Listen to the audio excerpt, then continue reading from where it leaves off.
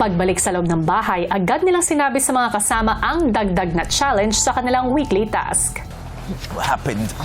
Better. So, task. hindi lang siya normal na rampa, makitid siya. The ramp is not only gonna be narrow, but we're gonna have to walk backwards. Grabe pasabog. Nadagdagan po ng...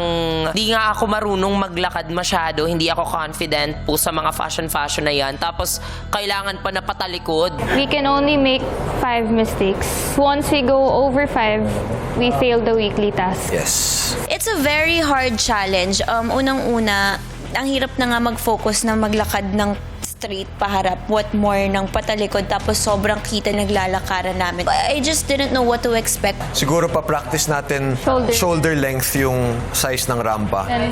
As in, ganyan lang.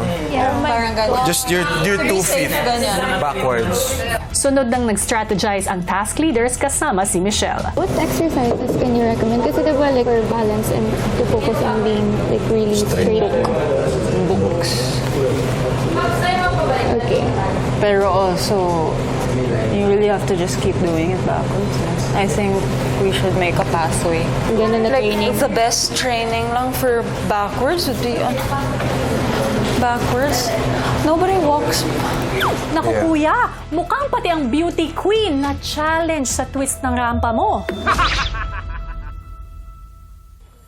Maya-maya pa, gumawa na sila ng improvised runway para makapag-training. Ayan. Parang milk tea Better? Yeah. Oh my God. Naglagay po kami yung mga rope rope. belt, tas ninarrow po namin, and then pinalakad po namin sila backwards, and pinaulit-ulit lang po namin sila paglalakad ng backwards para mas masanay sila. Problem talaga dito is pag sumabit kasi sa corner. Yeah. So, we just wanna make sure na everyone's on the same page and everyone's well prepared for when we actually do the task. Si Ralph gumawa pa ng adjustments sa kanilang runway. Ano pa rin? Diretso, Ralph? Yep. Okay, diretso. Kuya said it's gonna be smaller. No, we're just assuming. Make sure po namin, kuya, na mas makitid po yung ropes ngayon, yung space para sa paa po namin. Para just in case man na mas malapad siya, edi mas madali po para sa amin.